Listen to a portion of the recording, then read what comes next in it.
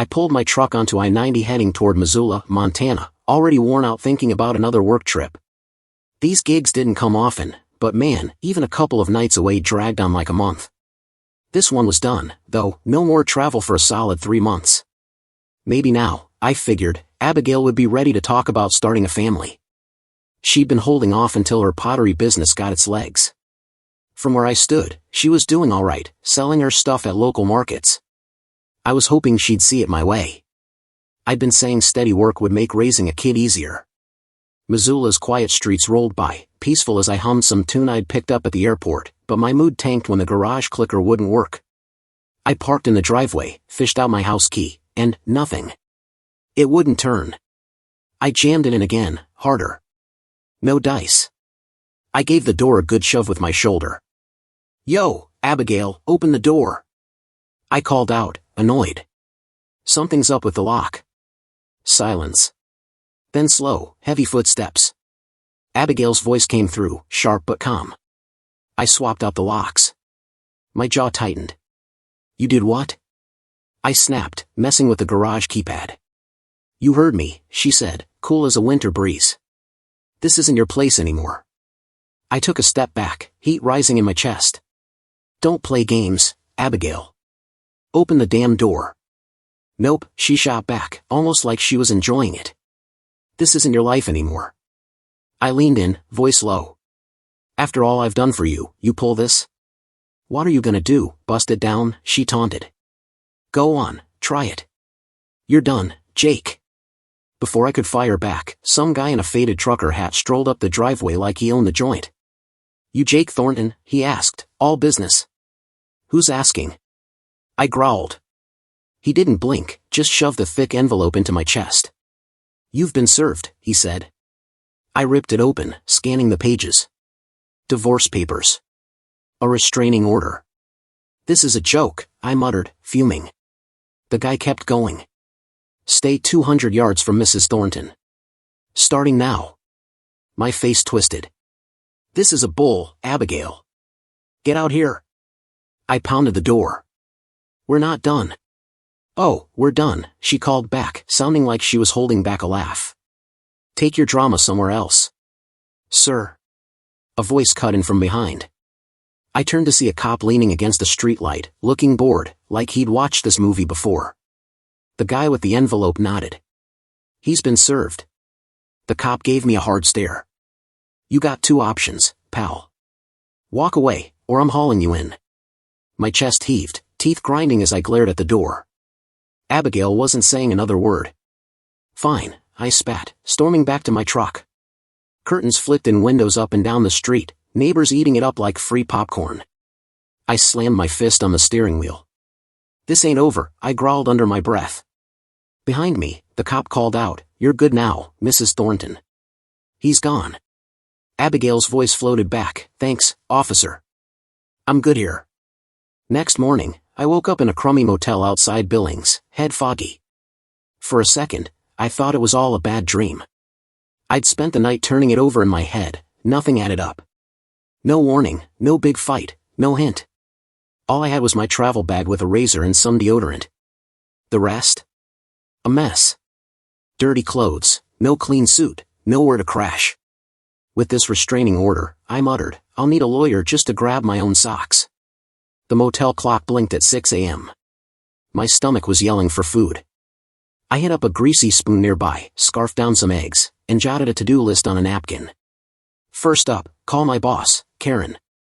I dialed, hoping for voicemail. No such luck, she picked up fast. Jake, what's going on? I tried to dodge, but she pressed until I spilled the truth. Her tone went cold. You must have screwed up big to push her this far. I barely convinced her to let me keep my job, promising to show up tomorrow looking halfway decent. Don't stink out my office, she said, half laughing. I hung up, pissed. Next step, lawyer. I figured Butte had options, but most firms I called didn't touch divorce cases. Worse, Abigail had already snagged the big players. After hours of dead ends, I landed an appointment with a small outfit, Calvin Reed and Partners. They could see me today. I hung up, second-guessing. Why is this guy free on short notice? Still, it was my only shot. Back at the motel, I stared at my wrinkled jeans. No way was I trusting the motel's sketchy laundry.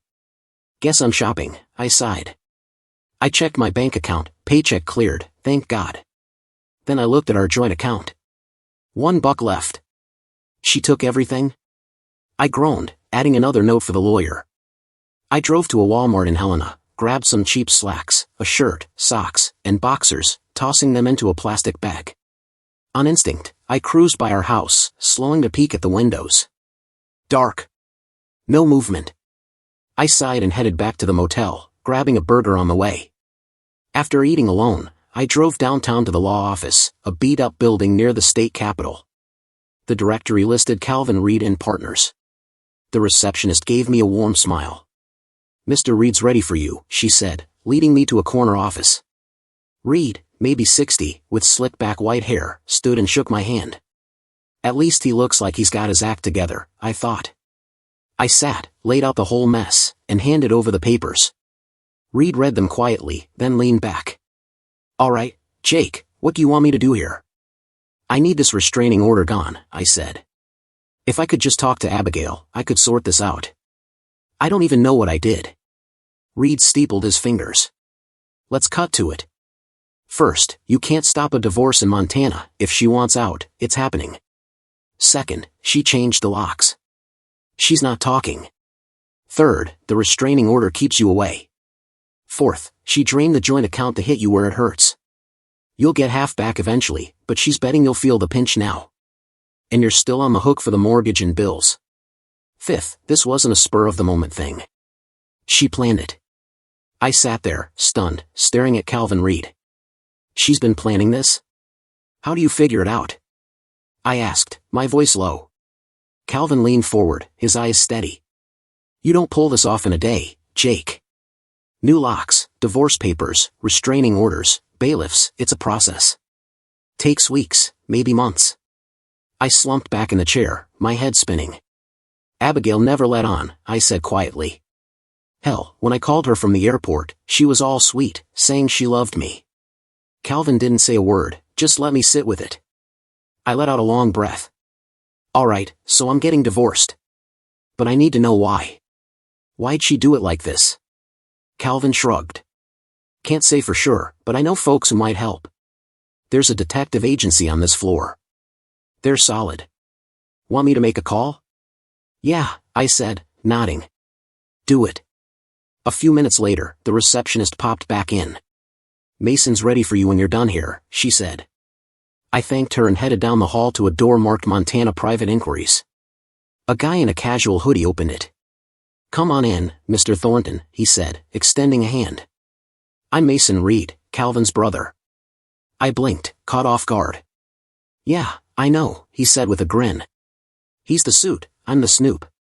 Ex-cop, Seattle PD, 20 years. I know my stuff. So, what's the deal?" I laid it all out, every detail of the last couple of days. Mason leaned back, arms crossed. "You want the why behind her move, huh? Fair enough. I'll dig into it. But here's something to chew on for free, that restraining order. It's a weapon. If you never laid a hand on her, and I'm guessing you didn't, right?" "Never," I said, firm. "I'd never hurt Abigail." He nodded. "Then it's about optics. Next time someone asks her about the split, she just says, 'I don't want to talk about it, but I had to get a restraining order.'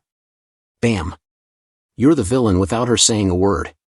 People fill in the blanks." I stared at him, gut-punched. "She wouldn't do that." "She did," Mason said, calm but blunt. "Smart move. Ruthless. Now we just need to figure out her reason. Give me a week." I shook his hand. "Thanks, man."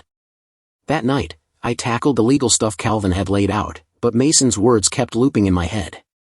Next morning, I dragged myself to work. My boss, Lorraine, was waiting, arms folded. "Well, look who showed up," she said, her tone sharp. "Between half-assing that conference and your personal drama, you're behind, Jake. Get to it." I swallowed a comeback. "Yes, ma'am," I muttered, and hustled to my desk. I worked my ass off, skipped lunch, but my mind kept wandering. Late that night, my phone buzzed. Mason. Jake, we got a break, he said. Found something you'll want to see. Can you swing by tomorrow? Just tell me now, I pushed. No can do, he said. Office policy, face-to-face only. I sighed. Fine, I'll be there. Next morning, Lorraine wasn't any warmer. Time off already, she said, ice in her voice. That's coming out of your vacation days. Fine, I said, flat. Not like I'm taking a trip anytime soon. When I got to Mason's office, he was grinning. We hit the jackpot, he said, motioning me over. He spun his laptop toward me. Check this out. A grainy video popped up, my house looking all warped. Ignore the fisheye effect, Mason said. Camera lens does that. Focus on what's happening. A black SUV rolled up on the screen, pulled into my driveway, and the garage door opened. The car disappeared inside, and 30 seconds later, the feed cut out. What's this? I asked, squinting. Mason replayed it, pausing. Look at the timestamp. I leaned in. Yesterday, around noon, I said, confused. That's not Abigail's car, is it? Mason asked. No, she's got a Toyota, I said, my gut tightening. So, she had a visitor. Yup, Mason said. And they've got the new garage code. He clicked again, showing the same SUV pulling out hours later. My stomach churned. She moved on quickly, I muttered. Mason pulled up another file. Same car, different day. I checked the timestamp and felt the air leave my lungs. 3 weeks ago? Afraid so, Mason said. How often? I asked, voice tight. We've tracked it back 6 months, he said. 2, maybe 3 times a week, usually midday. I shook my head, stunned. How'd I miss this? Neighborhood security cams, Mason said. Folks around there have those fancy doorbell setups. Everything's backed up to the cloud. Usually it's just package thieves, but sometimes, he shrugged. You get lucky and catch something else. Too bad we didn't see the guy, I said, jaw clenched. Mason clicked again, froze the frame, and zoomed in. Got a license plate, he said. I shook my head. Doesn't ring a bell. I've got a guy at the DMV, Mason said.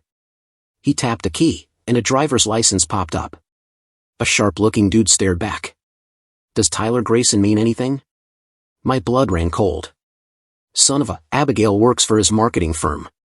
That's the connection, Mason said. I shot to my feet. I'm going over there. Mason grabbed my arm. Hold up, Jake. This is why I do these talks in person. Sit down before you do something dumb. I glared, but Saturday's smart move, he said. Sure, maybe you could take this guy in a fight. Or maybe he'd wipe the floor with you.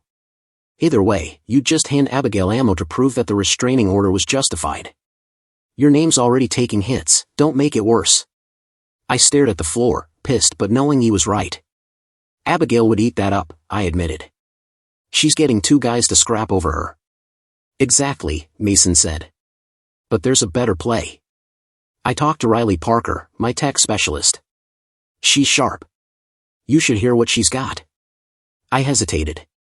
I don't know, man. Come on, Mason said, standing. She's just down the hall. What's it gonna hurt?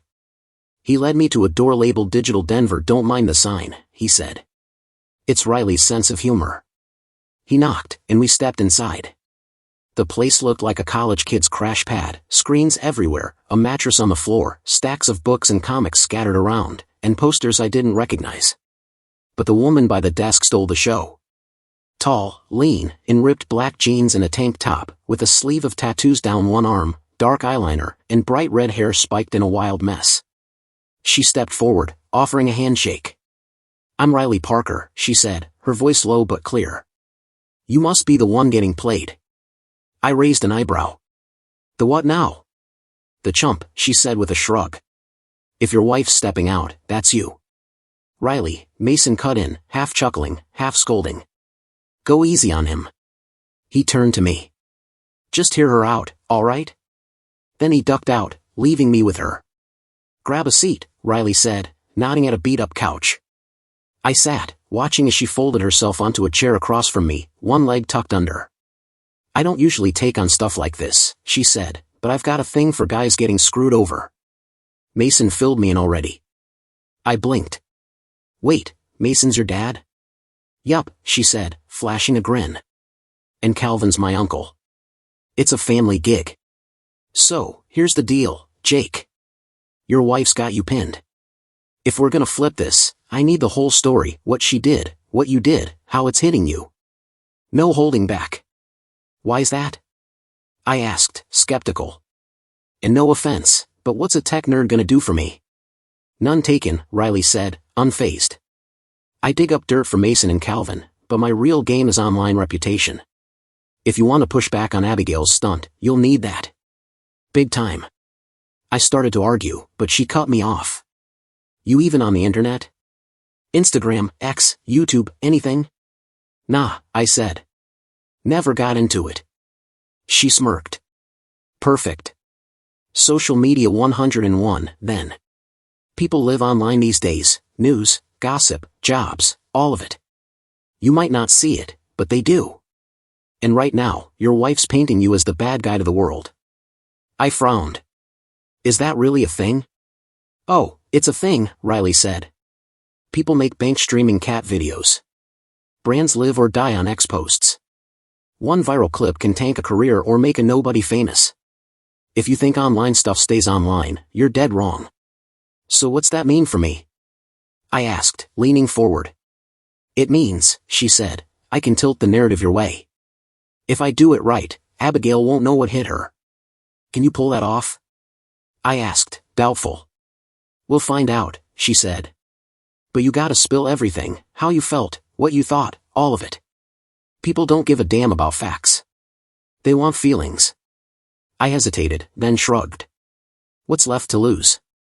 For the next hour, I laid it all bare, deeper and rawer than before. "Start from when you landed," Riley said. "What was going through your head? What did you say when you called her?" I took a breath and dove in, the emotions hitting me like a freight train. Riley listened hard, jotting notes, firing off sharp questions when I slowed down. When I was done, she studied her notebook, her face serious. "I think I've got a play here," she said. "But first, how tough are you, Jake?" I frowned. "What, like physically?" "No," she said. "I mean mentally. Can you handle people judging you, talking smack, piling on the shame?" "I don't know," I said, honest. "Probably as good as the next guy." She gave me a hard look. "You're about to find out." "What's that supposed to mean?" I asked. Riley leaned back, tracing an arc with her hand. "Every good story's got a curve, starts high, crashes low, then climbs back up. People won't care about you until they see you hit rock bottom. They won't cheer for you unless they see you hurt." "I've had enough of that already," I said, bitter. She gave a small, sad smile. "Maybe. But we'll see." She snapped back to business. "All right, here's the deal. Be ready to move when I call. Could be short notice. You in?" "If it's during work, my boss will lose it," I said. "But she already hates my guts, so yeah, I'm in." "Good," Riley said, hopping up and shaking my hand. "I can't stand cheaters." I left, my head a mess. What the hell am I even doing? I muttered to myself. Did I bring this on myself? The next day, I was eating a soggy sandwich at my desk when my phone buzzed. "Meet me now," Riley said. "We've got a window, but it might be our only one." "My boss is gonna fire me," I grumbled, "but alright, give me 20 minutes. Sure enough, Lorraine went ballistic when I told her I had to leave.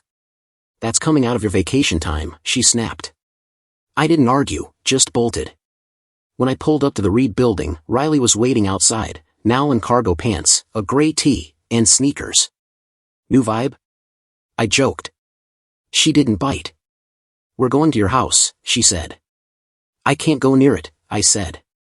"Abigail's probably there." "She's not," Riley said. "Mason saw her leave. He's keeping an eye out." "So, what's the plan? We breaking in?" I asked, half serious. "Nah," she said. "You're gonna reenact the scene." "The what?" I asked. "What went down when you got home?" she said. I'm filming it. Filming? I said, thrown. Why? We need people to see your story, she said. Before we make you the hero, they need a reason to give a damn. I ain't got fans, I said, skeptical. Not yet, she said with a sly grin. But you will. When we get there, walk me through what you felt at every step. Got it? I guess, I said. I was pumped to see her, then pissed when the key didn't work, then just numb, like it wasn't real. The bailiff, the cop, it was like a nightmare. Perfect, Riley said. Show me that when we're there. I'm no actor, I warned.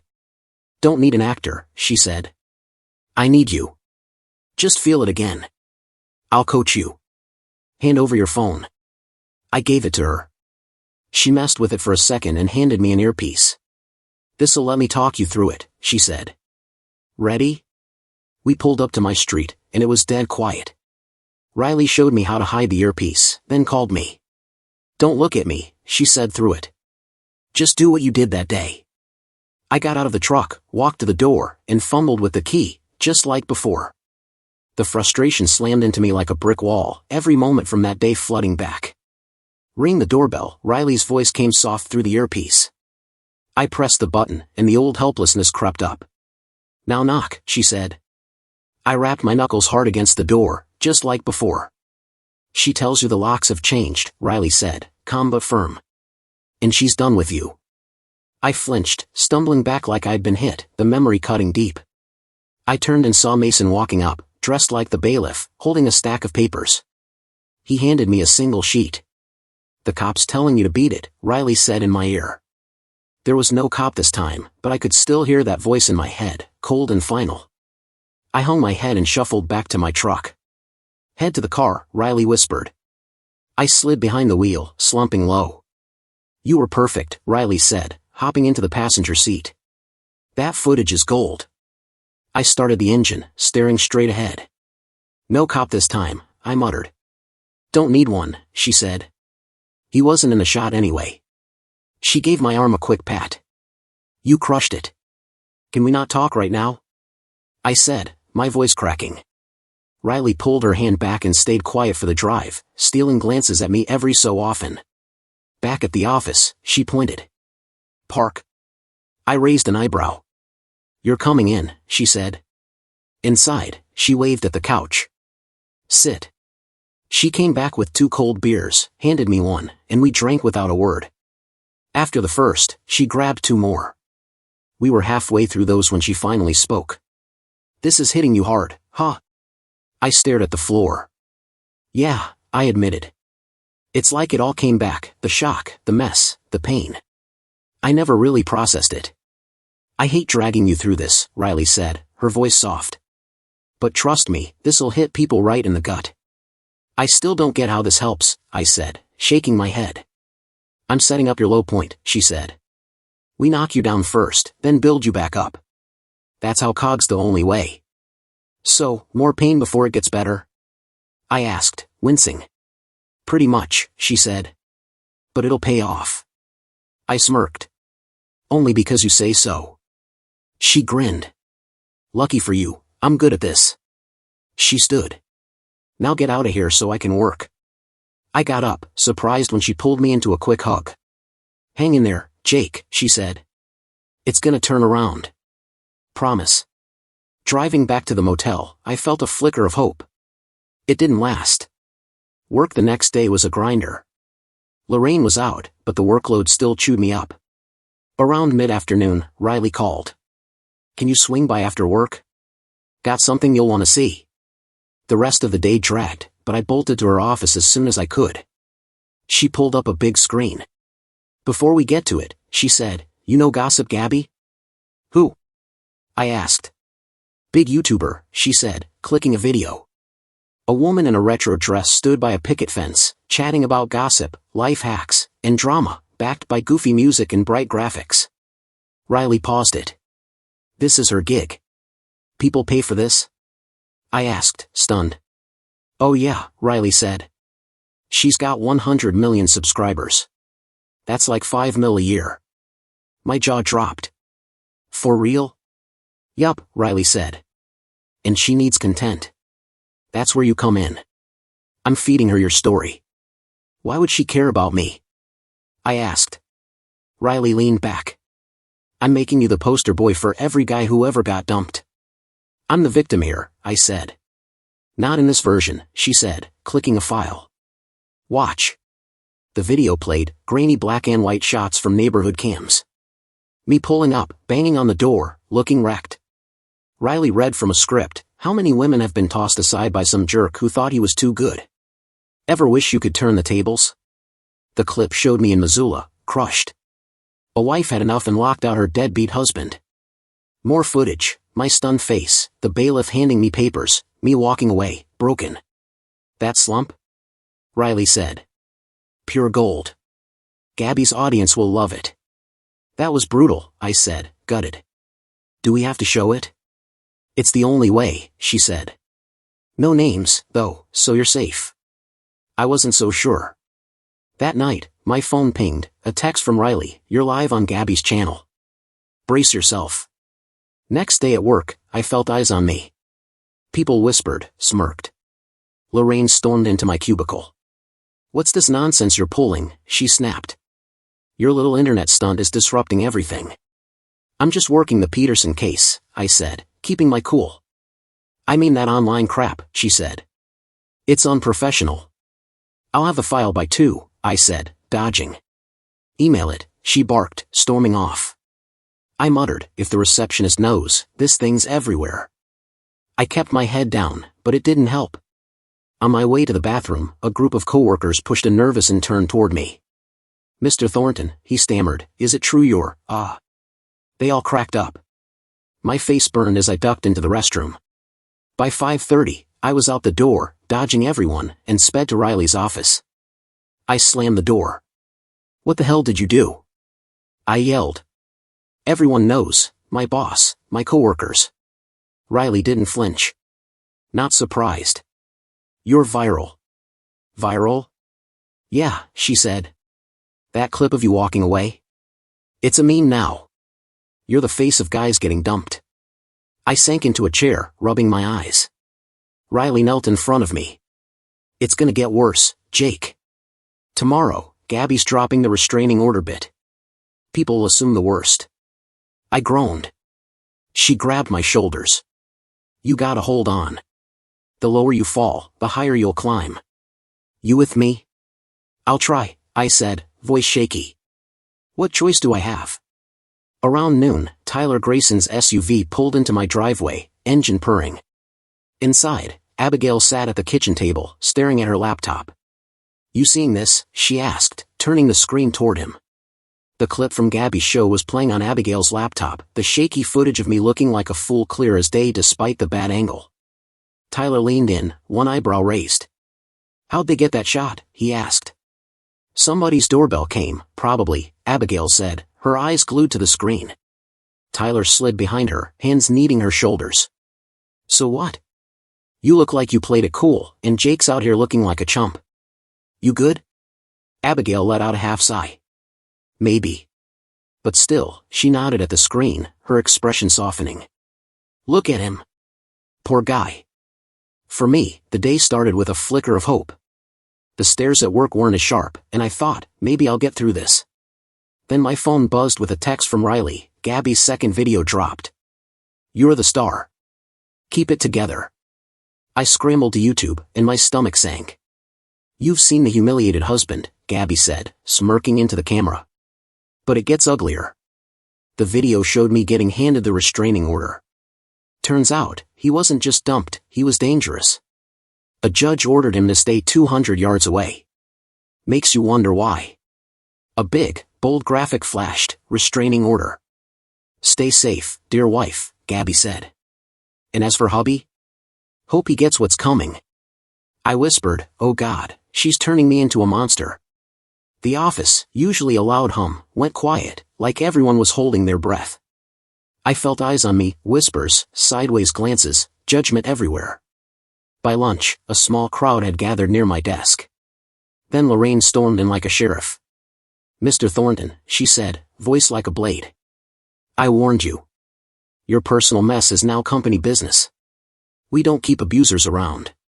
I never touched Abigail, I said, my voice steady but desperate. Then why the restraining order? She snapped. Zero tolerance. You're done. Out now. I don't even know what I did, I said, weaker than I meant. Enough, she shouted. Grab your coat. Leave the rest. Security'll mail your things. A guard stepped up. Mr. Thornton, let's keep this easy, all right? I nodded, numb, and let him walk me out.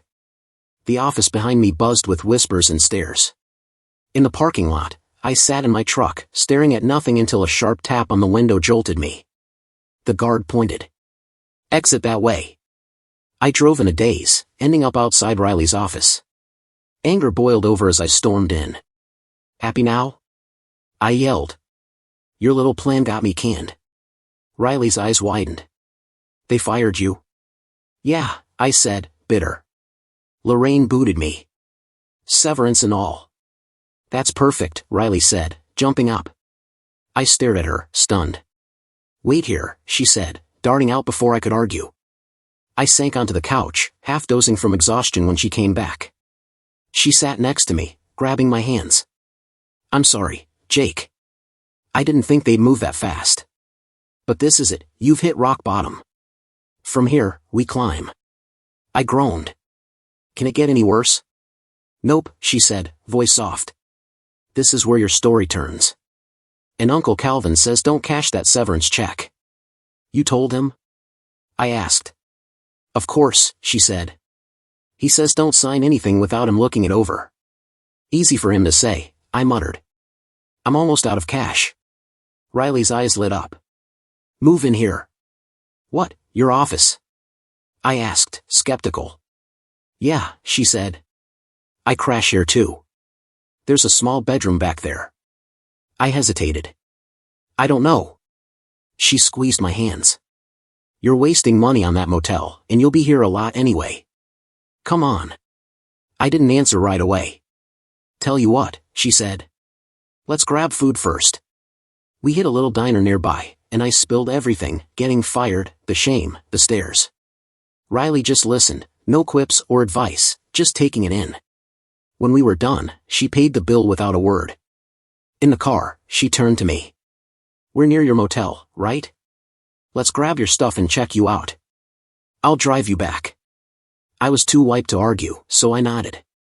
It didn't take long, my stuff fit in one bag. Soon we were back at her office. Riley helped me set up the couch as a bed. When she came back, she was in a baggy tee with cartoon robots on it. Got everything you need? She asked. I nodded.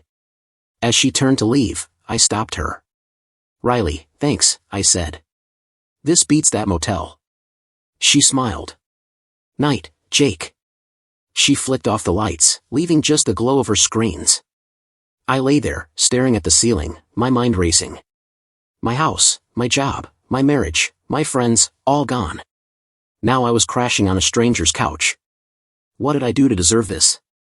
I whispered into the dark, over and over, until exhaustion pulled me under. Morning hit with the smell of coffee and donuts. Riley set them down with a grin. Breakfast, she said. I still felt like I'd been run over, but she didn't let me wallow. Let's see what the world's saying, she said, sliding a laptop my way. I typed humiliated husband into the search bar and froze. X posts, TikToks, Instagram reels, memes, even a Wikipedia stub, thousands of hits. I didn't know whether to laugh or cry.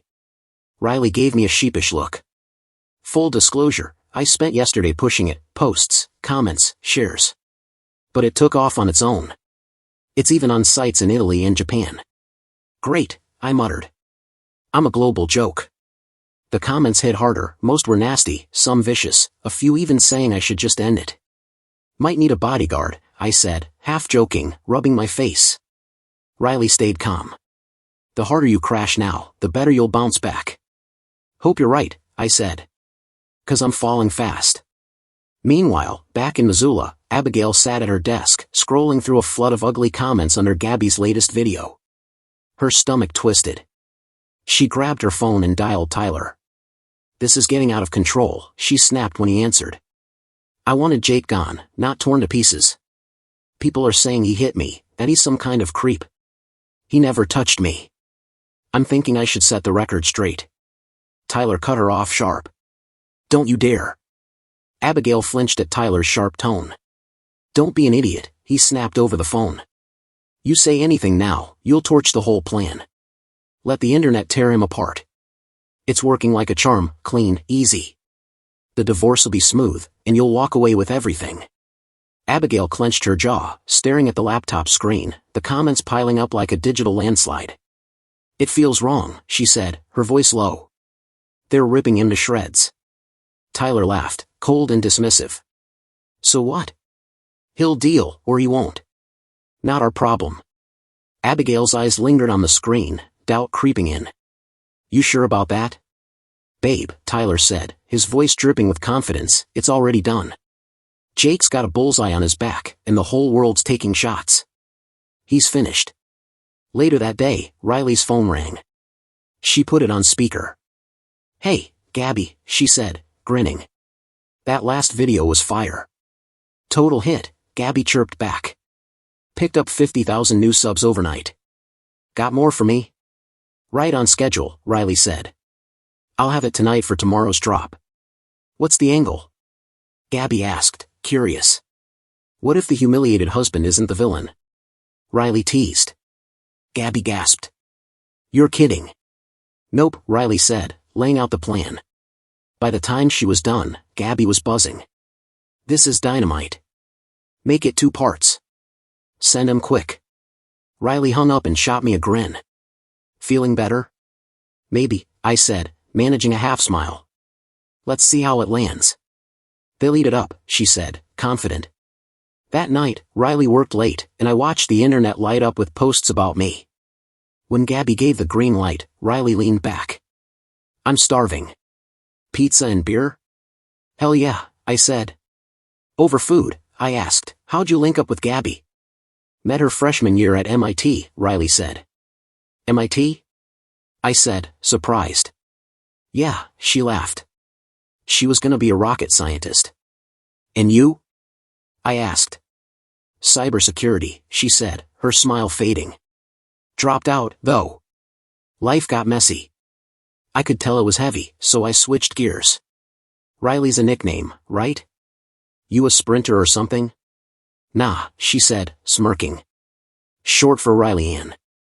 Dad's obsessed with old Moore novels. Parker's from my ex, though. Oh, I said, treading lightly. Sorry. It's cool, she said, staring at her beer.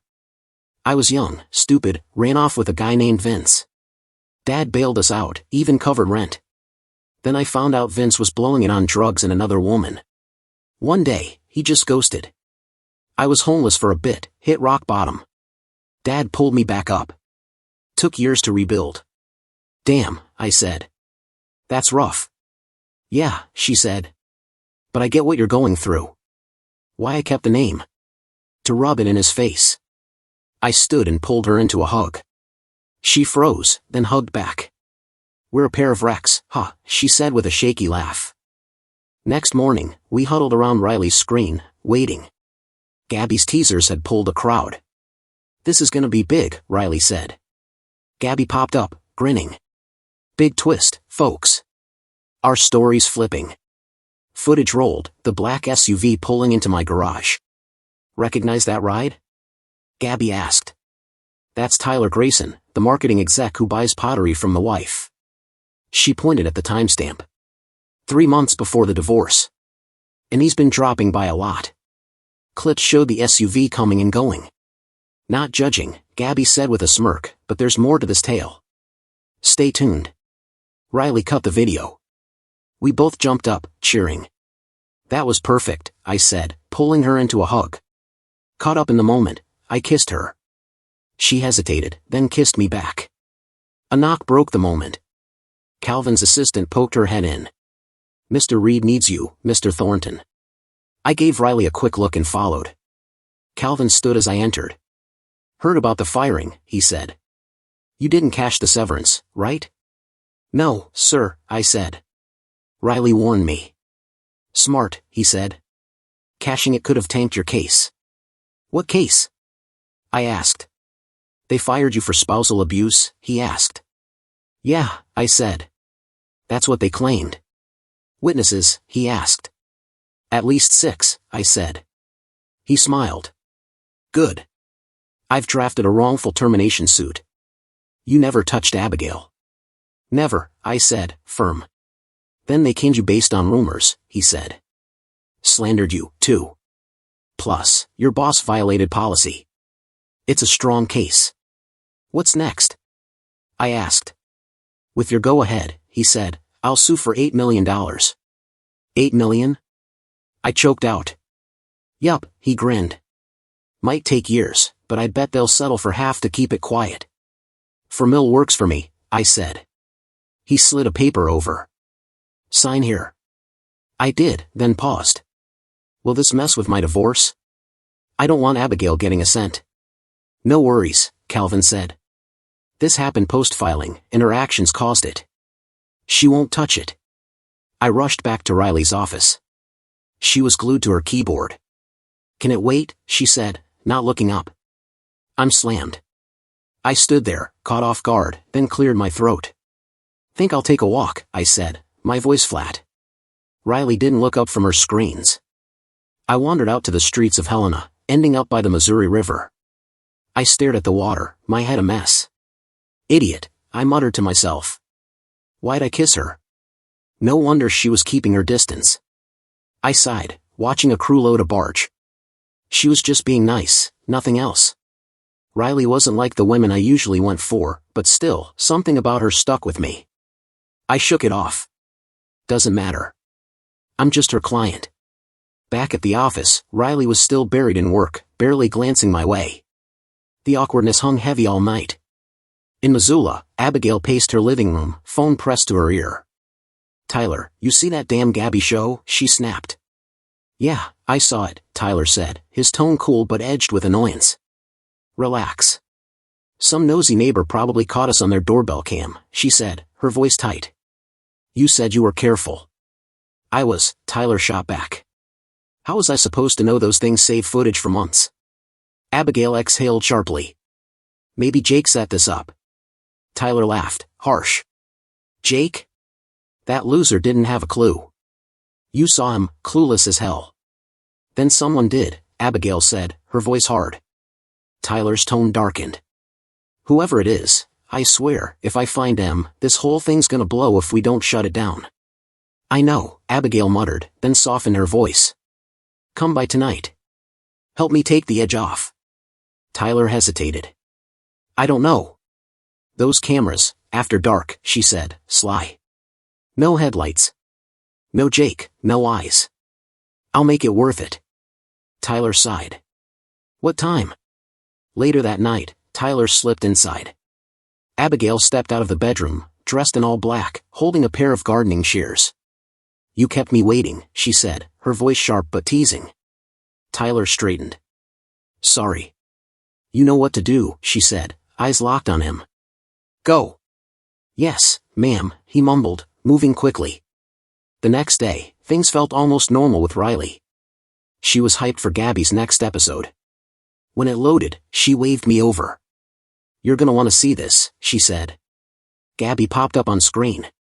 Big shocker today in our humiliated husband saga, she said, grinning. A photo of Abigail flashed up. Turns out, Abigail's been cozy with marketing exec Tyler Grayson way before the divorce, Gabby said. She leaned in. But here's the kicker. I dug into the records, no arrests, no complaints, no police reports on Jake. Not one. She smirked. So why the restraining order? Why'd the judge sign off? A campaign ad flashed, re-elect Judge Harmon. 3 weeks before the order, Grayson's firm donated $8,000 to the judge's campaign, Gabby said. Coincidence? Doubt it. She winked. Looks like the real villain ain't Jake. Riley cut the video. We both jumped up, cheering. That was perfect, I said, almost hugging her but stopping short. Riley caught it and said softly, let's not rush things after the other day. Yeah, I said quick. My bad. It's okay, she said, her tone gentle. Just let's keep it chill. Before we could talk more, my phone rang. Lorraine Norton. I stared at the screen, shocked. Hello? I answered. Jake, Lorraine said, her voice weirdly warm. Can you come in? Got something you'll want to hear. I don't know, I said. Last time wasn't exactly friendly. I know, and I'm sorry, she said. Things have changed. Please, it's worth it. I hesitated, then gave in. Fine, I'll come. At the office, the vibe was off. The receptionist grinned. Can I get your autograph? I blinked but scribbled my name. Lorraine stepped out and led me to her office. I caught staff peeking over cubicles. Let's be real, she said once we Saturday last time got messy. I said things I shouldn't have. You're a great worker, Jake. We don't want to lose you. I'm offering your job back. I stayed quiet. Not your old role, she rushed on. Director. With a 15% raise. I didn't react. Make it 20%, she said, fidgeting. Top range. Plus, keep the severance as a bonus. Sign this waiver, and you'll get 3 weeks paid vacation. I leaned forward. So you admit you fired me over a fake abuse claim. And broke company policy doing it, right? That's old news, she said quickly. Let's move on. I stood. Take your promotion and shove it. I'll see you in court. I walked out, catching faint claps from a few cubicles but not looking back. After lunch, Calvin called. Tell me you didn't sign anything, he said. I told him the whole story. He chuckled. Risky going in solo, but you did good. Their offer screams panic. Their lawyers will call soon. That evening, Riley noticed I seemed lighter. We ordered Thai and ate at her desk. How'd it go? She asked. I grinned, skipping the money details to keep it humble. Told Lorraine to shove her offer. Felt good. Riley smiled. After all this, you deserve a win. We ate quietly for a bit. I caught her staring. What's up? I asked. She hesitated. Can I ask about your past? Go for it, I said. How'd you and Abigail get together? I sighed. Met at a business mixer. She walked right up to me. We clicked, same humor, same vibe. Felt like the real deal. When marriage come up, she asked. Pretty quick, I said. She brought it up first, but I was all in. She seemed perfect. Didn't date long, huh? Riley said. 6 months, I said, rubbing my neck. No big wedding, she wasn't into it. We eloped right after her last divorce wrapped. Riley went quiet. So, she said softly, why were you still hung up on her? I shrugged. Just want to know what I missed. She yawned. I'm wiped. See you tomorrow. I watched her go, muttering, what was that about? Next morning, my phone rang early. Mr. Thornton, Calvin's assistant said. Can you meet Mr. Reed this morning? 1 hour, I said. I knocked on Riley's door. She was ready, dressed sharp. Morning, Riley said, glancing up from her coffee. Who was that on the phone? Your uncle's office, I said. Mind if I hit the shower? Go for it, she said, waving me off. Later, over coffee and bagels, Riley grinned. Nothing like caffeine and carbs to kick things off right. At Calvin's office, the receptionist gave me a nod. He's waiting for you, she said. Inside, Calvin didn't waste time. Talk to their lawyers, he said. We didn't get the $4 million. My gut sank. Then he cracked a small smile. We got 5.2. I blinked. 5 million? Yup, he said. They'll cover my fees, too. Just sign a non-disclosure and keep it quiet. Hell, I said, I'll never talk again. Calvin held up a finger. Taxes'll take about half. Even half's more than I ever imagined, I said, then paused. I'd rather keep this between us. He nodded. Done. I checked my phone, made a quick call, and headed back to Riley's office. She was waiting, curious. What did Uncle Calvin say? I played it cool. You free tonight? She blinked. Yeah, why? Want to thank you, I said. Dinner at the smokehouse? That place is fancy, she said, skeptical. You sure? Booked it already, I said. And I can cover the tab. My case is looking solid. Her eyes lit up. Jake, that's awesome. Then she froze. But I've got nothing to wear, and my hair, don't touch the hair, I cut in. It's you. She stared. You serious? Thought you hated it. Grew on me, I said. Suits you. Riley smiled, then darted to her room. Gotta shop, she called back. Damn you, Jake, I haven't shopped in forever. She grabbed her keys. Hold the fort. It was dark when Riley got back, arms loaded with bags. I helped her carry them in. She vanished to change. I threw on my one good suit. When she stepped out in a sleek black dress, I froze. That you? I asked, half joking. Her face fell. Too much? No, I said, stepping closer. You look incredible. Just never seen you like this. She gave a shy smile. Looked good in the store. You're tall, I said. The dress, the heels, it's perfect. I glanced at my suit. Now I feel like a bum. She laughed. You're fine. Call a cab. At the smokehouse, we sat under dim lights on the patio, sipping wine. Riley's mood shifted. Jake, she said, about the other day, when I pulled back, my smile faded. My fault, I said.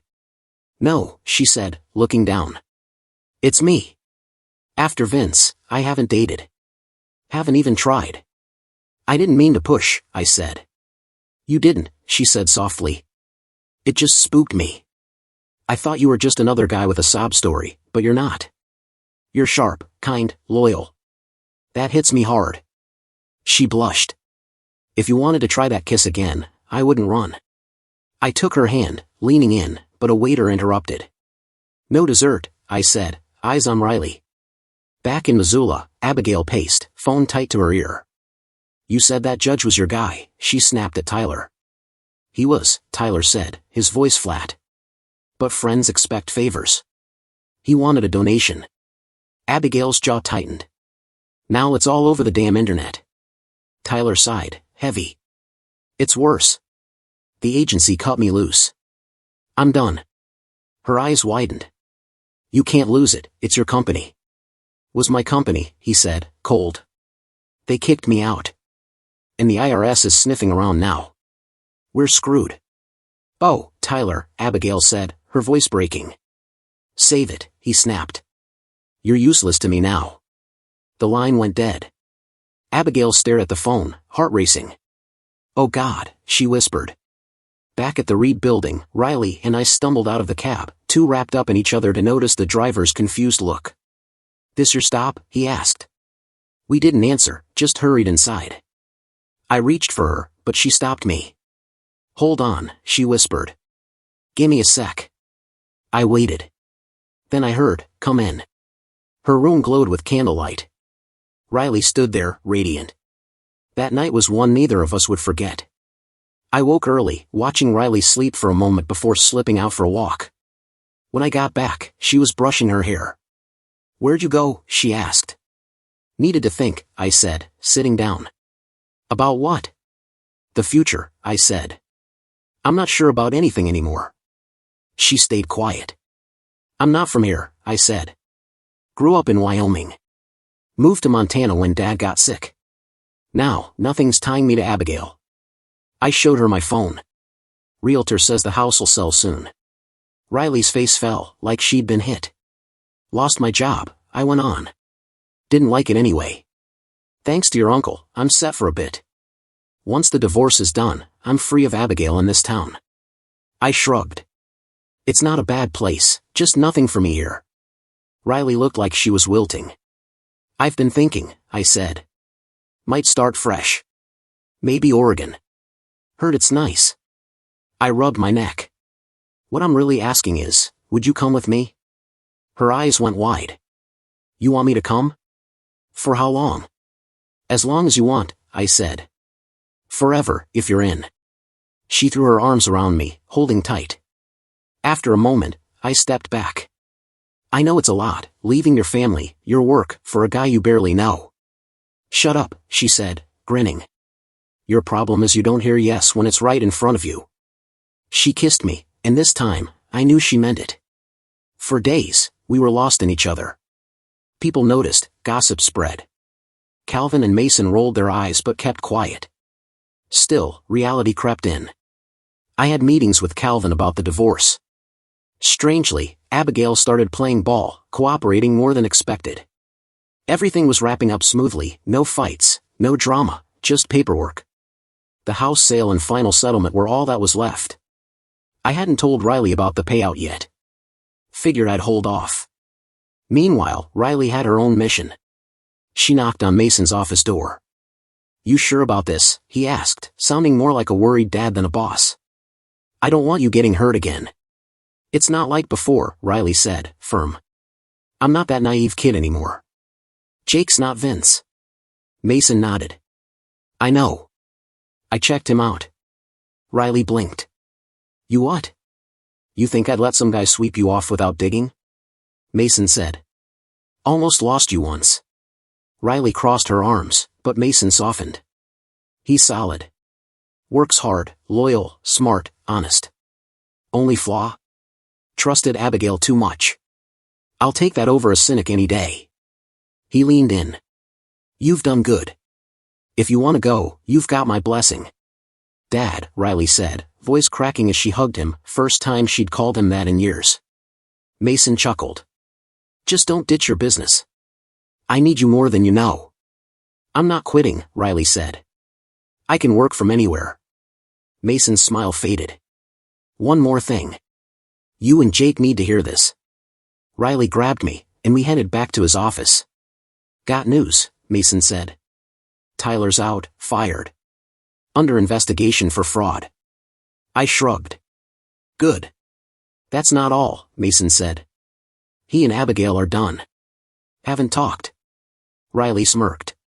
"Good riddance." "She's out of my life," I said. "Maybe," Mason warned. "But she could drag out the divorce, stall the house sale, or come after your settlement if she gets wind of it." My jaw tightened. "Of course she would." Calvin stepped in. "There's more." By the time Calvin was done, Riley and I were floored. On the walk back to her office, I was pale, my steps heavy. "What are you gonna do?" Riley asked. "Part of me wants to choke her," I said through gritted teeth. Riley's eyes widened, and I backtracked. "Kidding. But I do want to hit back." Her face lit up. "I know someone who can help." We locked eyes. "Gabby," we said in unison. Riley grabbed her phone. "Let's see if she's game." Seconds later, Gabby texted back, "I'm in." "Send it." We dove in, turning Mason's intel into dynamite for Gabby. A couple hours in, my phone rang. Riley saw the name and slipped out. It was Abigail. When I hung up, Riley was back. "Abigail," she guessed. "Yup," I said. "I want to settle the details tomorrow." "Fishing for a second chance." Riley crossed her arms. "How soon can Gabby go live?" "If we finish tonight, she'll have it by morning," I said. "Then let's do this," Riley said, grinning. "I'll call Abigail back and set the meeting. Gabby won't miss this shot." Next day, Abigail was fussing with her hair in the mirror as I stepped out of the elevator. She was already scheming. Worst case, she'd sweet-talk me back. Best case, she'd have me by tonight. When I reached the porch, she cracked the door, moving like she might lean in for a kiss. I stepped back, stone-faced. She froze, swallowed hard, and gestured to the living room. I walked in, stiff as a board. "Got the papers?" I asked, my voice cold. "Right here," she said, setting them on the coffee table. "But first, I need to say something." She took a shaky breath, eyes flicking to me. "Jake, I screwed up. Treated you like garbage. I don't even know why I got caught up. Selfish, stupid. I regret it, I swear." Her hands trembled as she wiped her eyes. "We had good years, didn't we? We don't have to throw it away. We could keep the house, start over. Just give me a chance." I didn't move, staring at her like she was a stranger. "So, I'm supposed to forget you cheating, locking me out like a stray, dragging my name through the dirt, and hitting me with a restraining order, like it's nothing?" Tears streamed down her face. I know I hurt you. I don't have an excuse. I was stupid, but I'm sorry. Don't give up on us. I stood, towering over her. I'm an accountant, Abigail, I said, my voice sharp. I deal in assets and liabilities. You? You're the worst liability I've ever had. She broke, sobbing. Jake, please. Papers, I said, flat. She slid them over, hands shaking. I signed without a second glance. As I headed for the door, a car pulled up outside. I looked back. Ever hear of Gossip Gabby? I said, casual. Her face went white. Why? I smirked. Check her new video. You'll love it. I walked out. Riley was in the car. All good? She asked. All good, I said, smiling. As we drove off, Abigail scrambled to her laptop and pulled up Gabby's page. Gabby grinned on screen. Hey, Gossip fans, ready for part 3 of the humiliated husband saga? This one's a doozy. Photos flashed up. Turns out, Abigail didn't cry abuse to escape a bad husband. Nope. She wanted to trade up, and with a friendly judge and a fat bribe, she almost pulled it off. More images, Abigail's face, court records, old wedding photos. And get this, Gabby said. This wasn't her first rodeo. Or second. Or third. Try 5 times. A label under Abigail's photo read Mrs. Machiavelli. Oh, and some of her ex-husbands, ones she never fully divorced, are looking for her, Gabby added with a wink. Abigail slammed the laptop shut, her pulse hammering. Her phone buzzed. She snatched it up. Hello, she snapped. A smug voice came through. Hi, Abigail. Or should I say, Mrs. Machiavelli? Her face twisted. Without thinking, she chucked the phone across the room, watching it skid across the floor. She sank into a chair, head in her hands. I gotta get out of this damn town, she muttered, eyes burning.